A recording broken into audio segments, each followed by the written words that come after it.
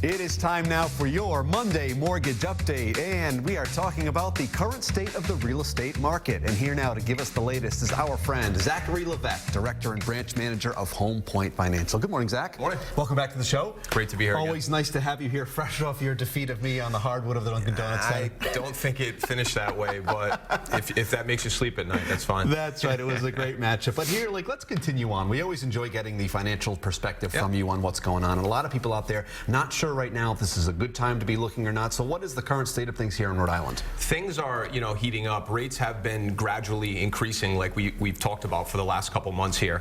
The Fed also recently increased the discount rate again, which kind of forces a long-term interest rates up. Although they've only moved, marginally, it's still a great time to buy. We're moving into the spring market. If you talk to realtors, most of them are saying it's a seller's market, which means there's not much inventory, so properties are starting to go for higher amounts.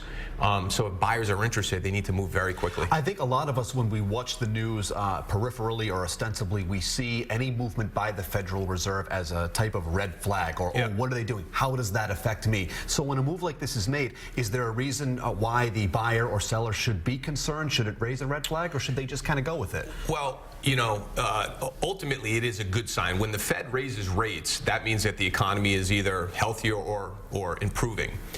So ultimately it's a good thing. Now it has effects, which interest rates do go up a little bit, but before clients look at making a decision, they really need to sit down with a mortgage lender and look at what payments are, because even if rates move a quarter to a half a point, although it does affect the payment, it doesn't affect it drastically. So a lot of people think that mortgage payments can go up so much with a small rate increase. That's not necessarily true. It's dependent upon the loan size you take out as well. And that's sort of where you guys enter this equation. You really can help people navigate their way through this. Yeah, and a lot of people, when they're looking to buy, they go to a realtor first, because the first thing that they think of is, I want to go look at a house. It's fun. They don't want to sit with a mortgage guy. It's not fun to sit with us, although we try to make it fun. So the first step is actually talking to a mortgage lender that you're comfortable with and looking at payments, so you can come with a range of value that you're looking into. You can narrow it down to neighborhood, how many bedrooms, school systems, etc. from there. I always enjoy sitting with you.